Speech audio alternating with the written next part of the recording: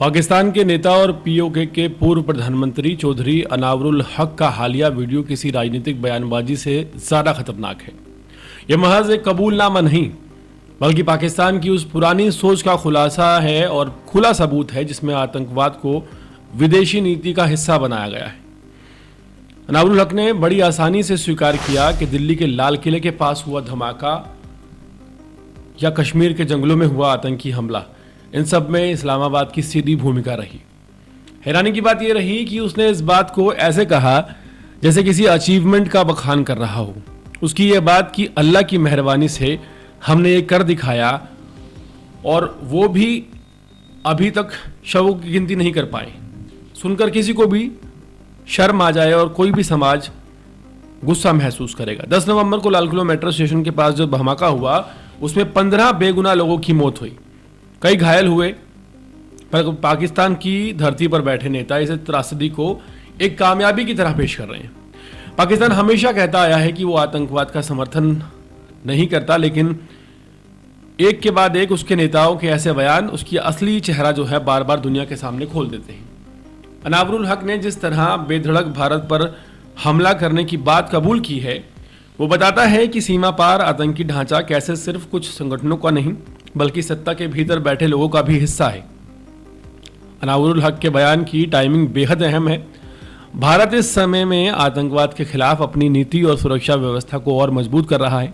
वहीं पाकिस्तान लगातार आर्थिक, राजनीतिक और सामाजिक संकट से जूझ रहा है। ऐसे में वहां के नेता अपनी नाकामी को छुपाने के लिए अक्सर भारत विरोध को सबसे ज्यादा आसान रास्ता मानते हैं। यह बयान भी उसी राजनीति की उपज लगता है जिसमें भारत पर हमला करना या आतंकवाद का समर्थन करना वहां की राजनीतिक भीड़ को खुश करने का तरीका माना जाता है। लेकिन इस बार फर्क यह है कि उसने सीधे तौर पर कहा कि भारत में हमले हमने करवाए। यह सच सिर्फ भारत के लिए नहीं बल्कि पूरी दुनिया के लिए चेतावनी है। चौधरी अनावरुल हक का यह कबूलनामा कोई अलग घटना भी नहीं। अभी हाल ही में खैबर पख्तूनख्वा के मुख्यमंत्री सोहेल अफरीदी ने भी दावा किया कि पाकिस्तान सरकार अपने ही लोगों को धोखा देने के लिए पाकिस्तान में फर्जी आतंकी हमले करवाती है ताकि क्षेत्र में अस्थिरता बनी रहे और सत्ता अपनी पकड़ मजबूत बनाए रखे। अफगानिस्तान के एक न्यूज चैनल ने भी रिपोर्ट किया कि पाकिस्तान लंबे समय से अपने राजनीतिक फायदे के लिए आतंकी गुटों का सहारा लेता आया है। ये बातें इस्लामाबाद की उस सोच को दिखाती हैं जहां आतंकवाद सिर्फ कुछ बागी पार्टियों का हथियार नहीं बल्कि पाकिस्तान की सरकार की रणनीति का हिस्सा बन चुका है।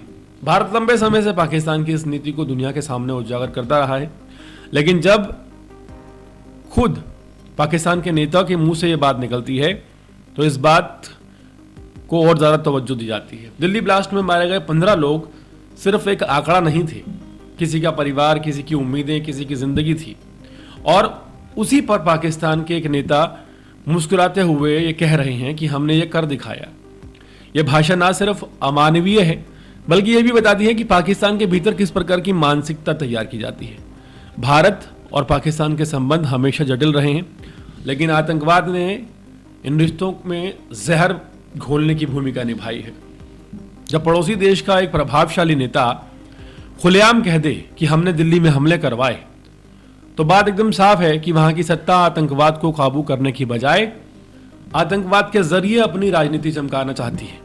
यह मानसिकता न केवल भारत के लिए खतरा है बल्कि पाकिस्तान की स्थिरता के लिए भी घातक है, क्योंकि जिस आग को वो भारत की ओर मोड़ते हैं वही आग कई बार पाकिस्तान को भी खाक कर चुकी है। अनावरुल हक का बयान भारत के लिए सिर्फ एक चेतावनी नहीं बल्कि एक अवसर भी है कि अब बदला लिया जाना चाहिए। दुनिया को बताना चाहिए कि आतंकवाद की जड़ें कहाँ हैं और इन्हें खत्म करना क्यों जरूरी है।